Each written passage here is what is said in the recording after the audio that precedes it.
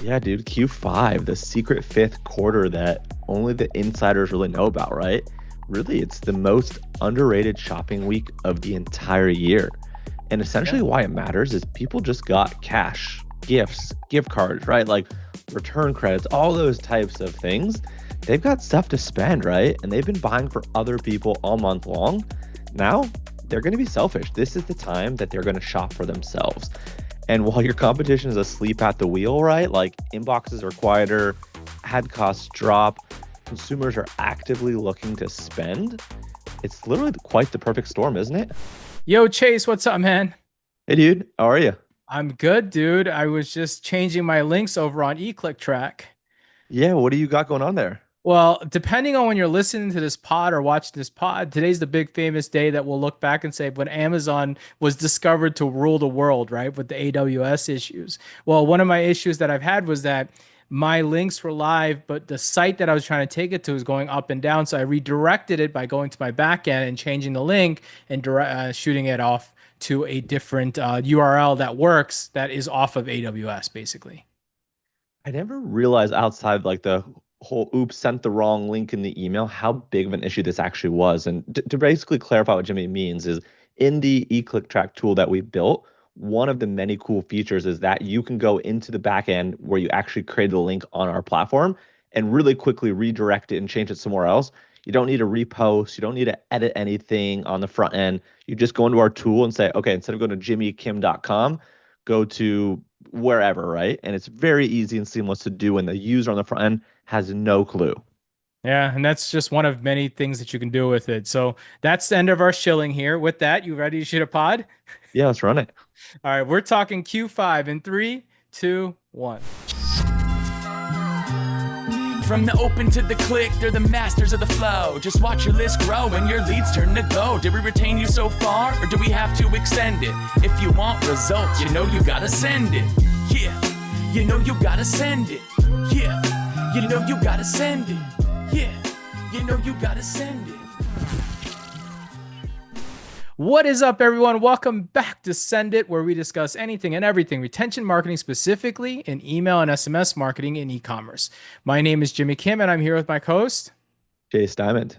Chase. Today, I want to talk about the thing that most D2C brands are thinking about right now. Thank God Q4 is almost over. BFCM planning was exhausting. Holiday shipping is and was chaos. Whatever that feeling is, let's just coast into the new year. This is the feeling that people are going to have right after BFCM ultimately. Oh, dude, you nailed it, right? We see this every single year. And basically, brands go dark between Christmas and New Year's. Like they shut down their campaigns, they give their team time off, and they essentially kind of close up shop for a bit. And they're leaving so much money on the table because there's this magical window. If you're on D2C Twitter, you might see this, or I guess some of the forums talk about it. I've known this forever, but it's called Q5. It's December 26th, so the day after Christmas, all the way to New Year's, and now it's extended to like the January 3rd or 4th, roughly, and all that stuff. Yeah, dude, Q5, the secret fifth quarter that only the insiders really know about, right? Really, it's the most underrated shopping week of the entire year. And Yeah. essentially, why it matters is people just got cash, gifts, gift cards, right? Like return credits, all those types of things. They've got stuff to spend, right? And they've been buying for other people all month long. Now they're going to be selfish. This is the time that they're going to shop for themselves. And while your competition is asleep at the wheel, right? Like inboxes are quieter, ad costs drop, consumers are actively looking to spend. It's literally quite the perfect storm, isn't it? Yeah, no, it is exactly. And that's why today, on this pod today, we're going to give you the full Q5 playbook, how to plan for it, how to send, how to message it, and why this might be the easiest revenue week of the year if you just show up correctly. So, Chase, I want to kick this thing off and I want to set the mindset because I want everyone to understand psychology, right? Why does Q5 even work? What are your reasons? Yeah, to double down on what I was just saying, the three big reasons that Q5 works so well is quite simply A, returns, B, gift cards, and C, self-gifting. It is that Okay. simple. Yeah, okay. Let's break these down. So first returns. By December 26th, people are already returning stuff. A sweater that didn't fit, a gadget that they didn't already had, or some questionable gift that Aunt Susan gave them, right? Yes, that's right. And when they do return something, they don't just take the cash and leave. Most often, retailers give store credit or process refunds that land in, let's call it 3 to 5 days. So that kind of December 26th to that, let's call it January 5th window, dude, so many people, right? Millions and millions of people have fresh credit burning a hole in their pocket. And here's the key. This return credit has really kind of a high propensity kind of to spend, more so than like actual regular money, right? It's AKA found money. I don't know if you know that whole thing, like the girl, It's the girl girl math, math girl thing. math. Yeah, exactly. People treat it differently. They're more likely to impulse buy or treat themselves during this specific time. Which is perfect for e-commerce brands. If your return policy gives store credit, those people are coming back. If you sell on the marketplace, people are returning stuff and then buying from you with that credit. So, okay, that one's easy. All right, let's go to the second one you made. Hey there, it's Chase, and I hope you're enjoying the pod so far. I want to quickly talk to you about one of our sponsors. And yes, sales tax. I know no one wants to hear this. However, if you are selling online, you're probably spending way too much time, money, and stress on something that needs to be automated. Enter Kintsugi. They're named after the Japanese art of turning broke pottery into something beautiful and resilient. And that's exactly what they do for your tax chaos. Their AI monitors, files, and optimizes your sales tax automatically across all states and jurisdictions. We're talking about saving you some serious time. Their average customer saves 9 hours every single month. That's over 100 hours a year that you're going to get back to focus on actually growing your business. And here's where it gets really good. No longer will you have to have expensive tax professionals that eat into your profits. Kintsugi's AI handles compliance with a 98.3% reduction in errors. That's practically bulletproof accuracy. And they have many one-click integrations with your existing systems. That means the setup is painless, and their white glove support team has your back every step of the way. Sales tax headaches? Consider them eliminated forever. And it's for e-commerce, SaaS, and even agencies. Really, anyone that pays a sales tax needs this, and they need Kintsugi. And we have a very, very special offer for you. So if you mention myself and Jimmy, you'll get 3 months completely free. That's 3 months of automated tax filing. That was the second factor, was gift cards and cash gifts. The average person, did you know, receives $60 to $100 in gift cards every holiday? I think that's actually pretty low, it sounds like. Maybe it's not. I would guess it's low. Okay, yeah, that's what it feels like. But then again, Chase, you got to understand this is an average of the entire world, and we live in a different bubble than probably some other people. So, that means when I was doing the math, I was like, okay, so that means that Amazon is processing something like 2 billion in gift cards between December 26th and January 7th in redemptions, Crazy. right? That's billion with a B, right? And if you didn't get the specific gift card, they got cash or Visa gift card or Amex gift card, and they're still shopping somewhere. The question is, are you showing up in their inbox? Yeah, exactly right. Because if you go dark after Christmas, someone else is going to show up and basically collect all of that cash that you maybe otherwise could have had a percentage of. Yeah, pretty simple. So I get that one. So let's go to the third reason. And Okay. I love this one because I need to do more of this myself, and I think you do too. Self-gifting, man. People want to spend all of December buying for others. Now they're like, okay, what do I want? It's literally the treat yourself window, man. The brands that message yourself correctly. You survived the holidays. Here's something for you, and they feel like they're seen ultimately. Yeah, and I was studying kind of some of the data. We've seen brands do in the ballpark of like 15 to 20% of their December revenue in just this one kind of single week alone, right?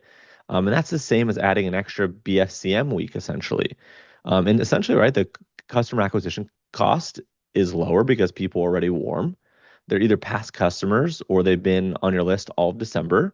You're not acquiring, cold traffic really, right? These people are lukewarm, they're warm, they're primed and ready to buy. So why do so many brands actually ignore this? Doesn't make sense to me. Yeah, I think there's a few reasons. I think one, dude, I think it starts with exhaustion. The teams just survived the BFCM plus the shipping and holiday season. They just want to take a break. Yeah, and I guess on top of that too, right? Like maybe it would be like things like inventory. A lot of brands kind of sell out or kind of low stock by Christmas. Hmm. And companies kind of just think like, what's the point of marketing if we don't have product? That's a good one too. And another one I can think of would be maybe just don't know. Q5 isn't like taught in marketing courses. It's not a traditional retail calendar thing that you put on the calendar. You only learn by being in the bottom floor doing this thing. You know what I mean? Yeah, or hopefully listening to this podcast. So Yeah, there you um, go. you're here to hear first. But I guess like here's the thing, right? Like even if you're low on inventory, you can still drive revenue, right? You can pre-sell, kind of your upcoming restock. You can push more gift cards. You can promote kind of your highest margin products. There's a lot of things you can do. Yeah, and even if your team is off or you need to give them some time off, reality is a lot of this can be automated. So let's talk about that in a little bit. All right. But before we go there, before we talk about automation, hold on. I want to talk about offers. Okay. This is something I'm thinking about. What should you be promoting during Q5? What do you think about in the Q5 promotions? Yeah, I think the big thing here is just keep it simple, right? I think a lot of people just kind of overthink this. You don't need a new sale. You don't need to slash prices again. Just show up with the right message. It kind of is that simple, dude. Yeah, I mean, the simplest one that I think about, my first one would be just simply the Encore. Our holiday sale that you ran on Black Friday is back by popular demand. So simple. I love it, especially if that already did well. Don't reinvent the wheel. Just do it again and just message something like, hey, did you miss kind of the Black Friday sale? Or maybe you weren't even thinking about Black Friday for yourself, but now it's for you, not for others. Maybe you didn't pull the trigger in time. Maybe you were waiting for cash to hit or get paid, or you just got busy or went out of town, you forgot. Or now, right? If you want to shop with your kind of return money, now's the time. And you don't have to discount as deep. I don't think so. When we say run it back, maybe it's to a slightly lesser degree. If you did something, let's call it like 30% off for BFCM, maybe you do like 20% off here for Q5. Or if you did 20% for BFCM, maybe you just do 15%, right? It's still significant enough that it's going to drive people to take action. I think more than kind of that part, the key is just really the framing. So don't say, hey, we're running yet another sale again, right? Say something like, hey, a lot of people are asking, we listened. Here's kind of the holiday prices extended. Or, hey, we wanted to give you one more final chance. Our best deals return for just 72 hours. Or maybe kind of a new one, right? This one maybe is a little bit overdone, but it still works. New year, new you, shop the holiday sale before this special pricing is gone type of thing. No, I like that. You're creating urgency without sounding desperate, ultimately. Pretty simple one. All right. The second approach is gift cards. This is clutch if you're low on inventory, I think. Thoughts? Yeah, I think gift cards kind of solve a few problems. Two primary ones being is one, they give people something to buy today and in the right now. And the next one is they guarantee future revenue, right? And you can incentivize it. So buy, let's say, $100 off gift card, get $20 extra free. I know people love that, right? It feels like free found money.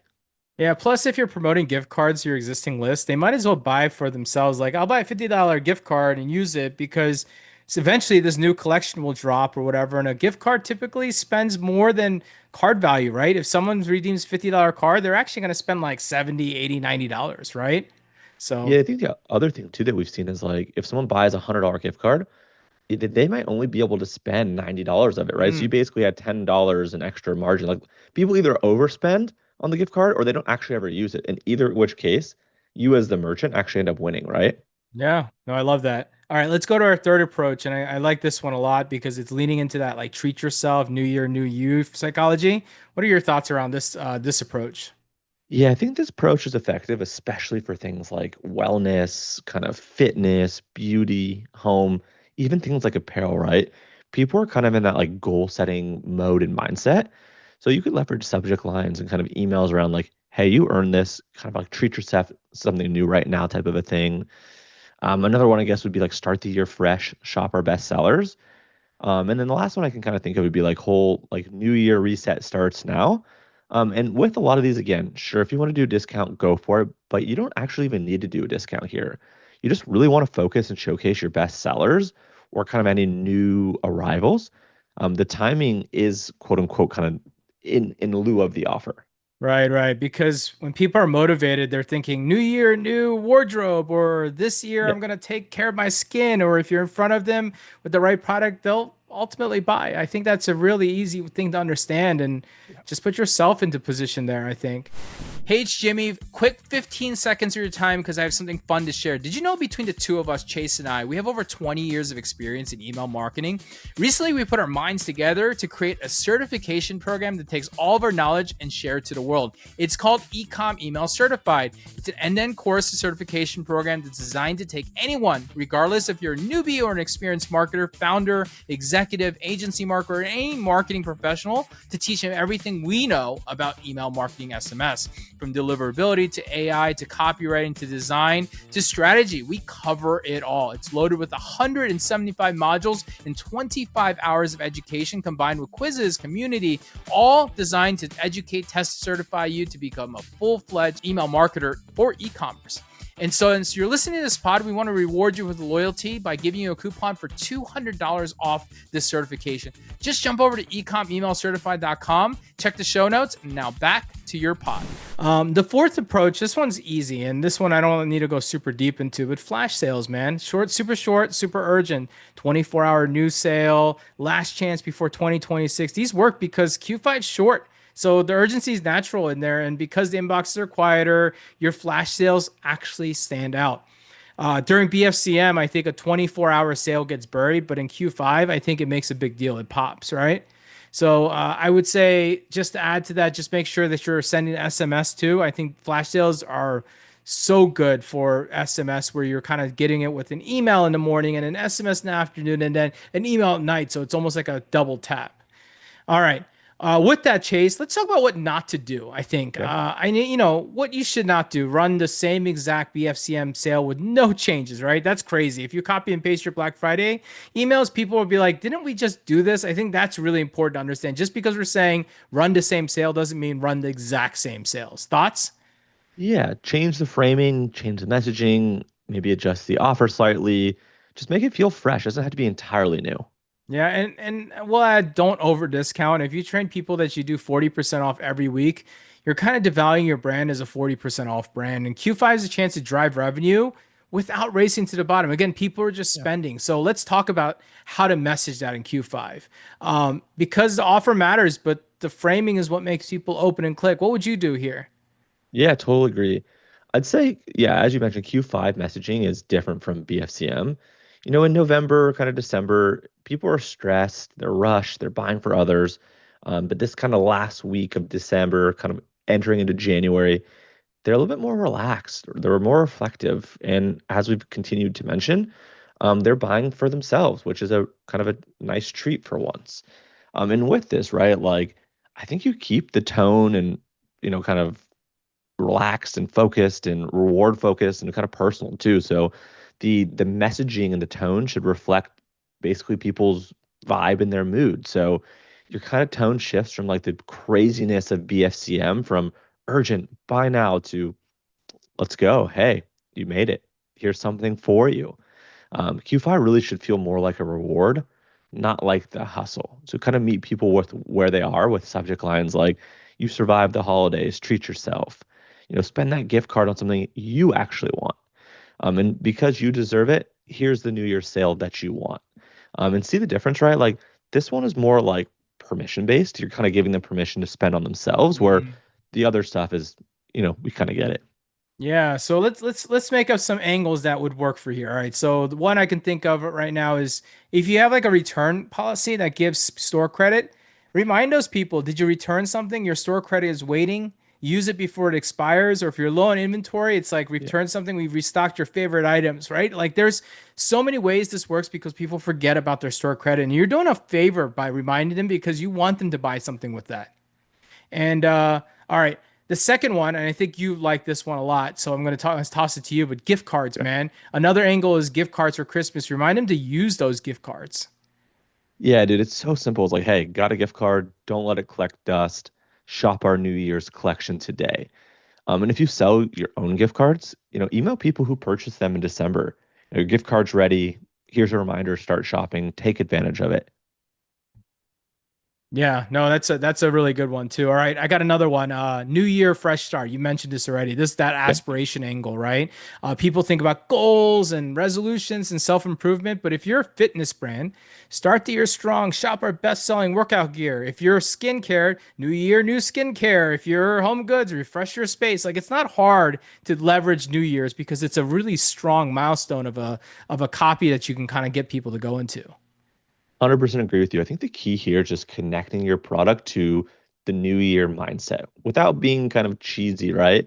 Avoid saying specifically new year, new you. We're kind of more just alluding to that type of messaging. You don't have to say that word for word, unless you're going to commit to the bit. Otherwise, it sounds like every single other brand.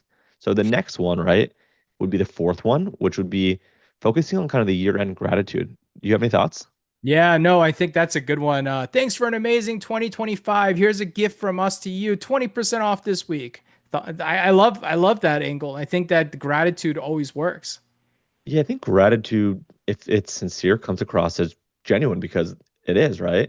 And you're not pushing a sale. You're really thanking your customers, for all the stuff that they've done for you and inviting them to take part in the celebration. Yeah, and people respond to that, I think, especially past customers, they want to feel valued ultimately. All right. Cool. What about cadence? Email and SMS cadence I'm talking about. Like how are you sending, man? Yeah, let's talk about that. I think frequency is really important here. The question everyone's wondering, right, is like, how much should you send during kind of Q5? Do you want Okay. to take it from here? Well, hold on. Q5 to December 26th through January 1st. That's like 7 days. And you should Yeah. send at least, I would say, at least 4 to 5 emails there. What would you do? Okay. Yeah, that sounds great. So, kind of ballpark, and if you want to change this a little bit, you can. So, the day after Christmas, December 26th, the email could be something like holiday sale extended, shop now. Right? And maybe on that one, you kind of just do an email only. And then the next day, right? And I'd say for anyone that buys or kind of converts, maybe ignore sending them the subsequent emails. Maybe just only send these next emails if they don't convert. That way, they're not getting a ton of messages, even if they've done the action that you want them to ask. So on December 27th, you could do one of two things. You could send just an email or just a text message or both, right? So if you want to do an email, it could be something like treat yourself, use your gift cards, or return credit. Hmm. SMS could be in addition to or instead of. It could be something like gift card question mark, use it before it's gone type of a thing. And then okay, we'll let it chill for like a day or two. We'll come back on December 29th with just an email at this point, especially if you had sent kind of the SMS before. It could be something just like last chance, sale ends soon. And then on next day, December 30th, hopefully this is all making sense so far. You could do again an email and or an SMS, kind of like final hours, New Year sales ends tonight type of a thing. Or you can be more specific if you're going to do an SMS that ties it more to urgency. The sale ends in 6 hours. And then the last thing is on Jan 1, let's call it. You could do another email, something like fresh start, kind of shop our new collection. So that's kind of a calendar if you want to do all of it. Again, if people convert, ignore sending them the subsequent messages and kind of maybe go back and forth between email and SMS if you kind of want to mix it up. However, people that are on SMS are going to be on email, but people on email aren't always on SMS, right? So email typically is a larger list. So if you do send an SMS and you want to exclude people, maybe just have an exclusion or something for your email so people aren't getting hit too much. Although I don't think we went over the top. And you notice kind of how it ramps here, right? You start with value, you build urgency, and then you really focus on kind of a strong close. And if you use SMS kind of more strategically, you're not sending every day. You're really focused on like the high urgency moments. That's what allows this to really hit and why it performs so well. Hey there, it's Chase. Just quick 15 seconds of your time because I have something really fun to share. Did you know that between myself and Jimmy, we have over 20 years of experience in email marketing specifically? And recently, we put our minds together and created a certification program that takes all of our knowledge to share it with you. It's called Ecom Email Certified. It's an end-to-end course and certification program that's designed to take anyone, regardless of whether you're a newbie or an experienced marketer, founder, executive, agency marketer, etc., and really teaches them everything we know about email and SMS marketing. And it really covers the full A through Z, everything from deliverability, AI, copywriting, design, strategy, You name it, we cover it. And it's loaded with over 175 modules. Yes, that's correct. We have 175 plus modules and counting. And it's 25 plus hours of education combined with quizzes and a community, all designed to educate, test, and certify you or your team members to be a full-fledged email marketer for e-commerce. And since you're listening to this pod, we really want to hook you up for your loyalty and hook you up with a $200 off coupon code of the certification. So jump over to ecomemailcertified.com. You'll find the code over there. And with that, we're now back to the pod. Yeah, and you know what? If you're doing like a flash sale, dude, that's like perfect. Just collapse it down the timeline, bring it down to like 2, 3 in like 24 hours. The same idea, same like kind of like framework you kind of laid out. Basically, collapse that into like a 24-hour compression window, and that's what I would think about. So, all right. I want to talk about one thing that I don't think anyone really talks about. Okay.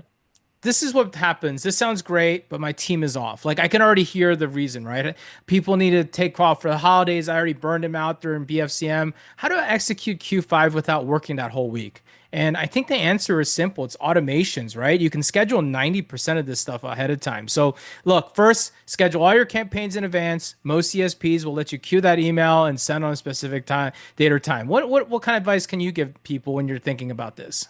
Yeah, for me, I know I'm going to schedule all of this out in my OmniSend account. It really is that easy. And the goal right here is like to sit down before Christmas. Let's say the couple days, like the week before, and just build out these 4 to 5 Q5 emails, maybe the 1 to 2 text messages, schedule them, have exclusions basically on them. And it's that easy then where it's like, it's just going to rinse and repeat. It's going to be super, super easy. No, I think don't forget on the SMS side too. I would say do the same thing, write them, Yeah. schedule them, set it and forget it. You're not going to miss if you put these things on the scheduler. 100%. And if something happens to break or inventory runs out, right, it's pretty easy just to check inventory counts on the fly. Then you just log in and cancel. But at least you've kind of set yourself up to win. No, I like that. All right. Let's keep going. Second, I think one of the things that you should be using, if you're not, you should be using dynamic segments, which means that basically your segments are refreshing as you're sending out. I know OmniSend does this where Yeah. everything, and so your emails still relevant. So for example, exclude people who have purchased in the last 24 hours. That should be a rolling thing, right? That way, if Yeah. someone buys on December 26th, they don't keep getting that sale email. You want them off that, or create segments based on engagement. Like VIPs might get one message, but the general list gets a different message, and you can set that up ahead of time. What about you, Y- Chase? What do you got? Yeah, I'd say the third is just to make sure your flows, or AKA your email automations, are ready to go. Your abandoned cart, your browse abandonment, any kind of post purchase, these should all be running during Q5, and they should reflect what's happening because people are shopping, they're abandoning their carts, they're buying. Your flows need to be live and they need to be kind of fine tuned. And if you pause kind of flows for BFCM, do make sure that you turn them back in time because otherwise you're just going to leave money on your table and people are just going to be like wondering, did I do this correctly? What's going on? Yeah, and I will ask one last one here. The fourth one I think about is setting up low stock alerts. If you're running on a low on product, you want to know so you can push it harder or pivot your messaging. A lot of ESPs, Shopify apps have this built in. Alert me when the product X has 10 units left. I know you can do it on an OmniSend product. It's great, and they've got a trigger around it. That way, if you're promoting a base bestseller and it sells out, you can swap it for a different product or promote a gift card or anything else. Or if you're using eClickTrack, you could swap the link out and redirect them somewhere else too, right? So there's a lot of ways to think about this. Love it. And while you're off, I know this isn't what you want to do, but this is what you need to do. Make sure that you're monitoring performance, right? So setting up basic kind of monitoring. You don't need to be glued to your dashboard. You don't need to be on your computer. Hopefully, you can just log in on mobile and quickly just see what's going on. But look at your revenue by day. Look at the conversion rate. Try to see if there's any kind of major issues, email bouncing, kind of your site being down, your ESP being down, God forbid, right, et cetera. And set up a Slack or kind of an email alert for big wins or big problems. That way, if something's doing well, you can lean in. And if something's broken, then of course you can fix it, right? And honestly, with the way that we're describing this and approaching this, you've done the pre-work, right? So you'll maybe spend 30 minutes a day managing it. It's not hard. It's not a full-time job. It's actually very simple. Yeah, no, I love that. All right, and let's talk about something that we should talk about. Is another thing, right? What not to do in Q5. I think everyone tells you what to do, but we're trying to talk about all the things around it. Like, well, what about automating it? But what shouldn't we do? Well, number one, don't go completely dark. Even if you don't want to run a sale, send something. A thank you. Here's what's coming in 2026. Stay top of mind. That is probably the biggest lesson that I can tell anybody when they're thinking about this. Yeah, and we kind of mentioned this before as well. Don't over discount. If you've done like 30 or 40% off for BFCM, don't do 40 or 50% off, right? Don't go above and try to outdo yourself for Q5. Otherwise, you're just training people to always wait for that next sale, which basically creates analysis paralysis, right? Yeah, and to add to that, don't ignore your VIPs, man. Send something exclusive. This is the best time, even if it's Yeah. just early access or a surprise discount code. They just want to hear from you ultimately. And don't forget SMS. Q5 is a mobile heavy shopping window because people on their phone, they're on breaks, and they're not on their desktops the normal way. And SMS cuts helps you cut through that. Look, last one, last one. Don't skip the post purchase flows. If someone buys something during Q5, that's a new customer or repeat customer. Nurture them immediately, man. You got to get on front of them and you got to make sure you're thinking about it. So, with that, let's close this thing out. Let's close this pod out with a quick Q5 checklist. If you're listening and Q5 is next week, here's what to do. All right. Here's your checklist. All right. So, go ahead and kick it off. Cool. Your Q5 checklist. We'll talk about kind of before December 26th. So before the day after Christmas, you're going to want to schedule, let's call it 4 to 5 email campaigns. The 26th, the 27th, the 29th, the 30th, and the 1st. Also, too, you're going to want to schedule 2 to 3 SMS campaigns. Let's call it December 27th and maybe 30th. So that's just two.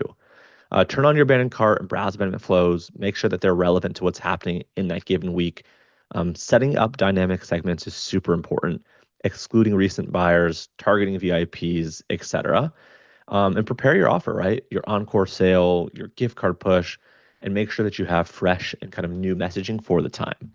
No, I love that. All right. And then during Q5, during that 26th to January 1st window, first, make sure you're monitoring, right? Daily revenue, performance. This is still a big time where your email and SMS list is going to generate revenue. Make sure you're adjusting messaging if inventory runs low. You probably already know, but there's easy ways to set up out of stock messages and all that stuff. Just make sure you know what's going on in your inventory. That is important as a retention marketer and also a business owner too. Engage with your customer service. I think making sure you know what's going on, making it really easy for people to return credit and get that new product. And then also, one thing I'll just say along this time, because at this point you've been steaming and hammering at your list, make sure you're just checking on your email and SMS deliverability. Everything looks good. You're landing in the inbox and all that good stuff. Cool. And then once you're back online after the holidays, post that January 1, right? Let's call it January 2nd, 3rd, onward, etc. Study what works, right? You did a lot of stuff. A lot of things went live. You were mostly probably offline. You know, which emails, which text messages, which offers, which segments, like which of those things worked and what frankly didn't. And then nurturing kind of these new Q5 customers with a strong post-purchase flow is super important. And make sure that you jot down and you take note of what went well so way for next year. It's just accessible and it's easy to absolutely crush it again. Yeah, I mean, as I listen to all this, I've known about Q5 forever, but it's always shocking every year how many people learn about it. Q5 is the week everyone ignores, and that's really your advantage. And well, we're out here sharing it on our pod because we want everyone to use it because we know how much money is available during that time. So, any last words, Chase? The final words for me would be just show up, message it right, and you'll add probably an extra 10 to 20% to your December revenue without the chaos of BFCM. Dude, and that's a wrap. This is the Q5 playbook. We hope you enjoyed. With that being said, first, if you enjoyed this pod, enjoyed any of our pods, make sure you subscribe, follow, leave us a rating. We're primarily on YouTube, so if you're listening to this somewhere else, come check us out on YouTube and follow us there. But you can also follow this show on X, LinkedIn, YouTube Shorts, IG, TikTok, pretty much everywhere. Guys, there's a couple things we're going to promote to you at the end because you've made it all the way here and you're still listening to us, so you must want to hear about how to work with us. So one, get a free newsletter every day to your inbox, ecomemailmarketer.com. You can get that. Number two, we've got eClickTrack. If you're looking for branded tracking links that you have high, deep analytics, I got to get this pitch right better. But basically get people go check it out. eclicktrack.com. It's in the links, right? My mind is after that pod. I'm thinking about Q5 and not thinking about this. Second, we also have Unbooks or inbox.ai. Link in the description below. That's now live. You can go check that out where you can get it and tap into thousands of brands, your favorite brands. Look at their last year's BFCM. Look at last year's Q5. You can go search that out. You can look at their transactional messages, all that fun stuff. Go check it out. It's free to try out for the first 5 you're doing. Go check that out. And really, dude, the last ask we can make, we're making a lot of call to actions. This is like that social post I made with all the like the turkey and the ham and everything else. Too many call to actions. Probably not going to work for us. But Chase, where can they follow you online? Most platforms, Chase with no A in Dimond. Yeah, and you can find me mostly on LinkedIn and X Today. All the links, everything, show notes, bio, check it out in the show notes descriptions. With that being said, guys, we'll see you next week. Adios, ta-ta. Cheers. From the open to the click, they're the masters of the flow. Just watch your list grow and your leads turn to gold. Did we retain you so far, or do we have to extend it? If you want results, you know you gotta send it. Yeah. You know you gotta send it. Yeah. You know you gotta send it. Yeah. You know you gotta send it.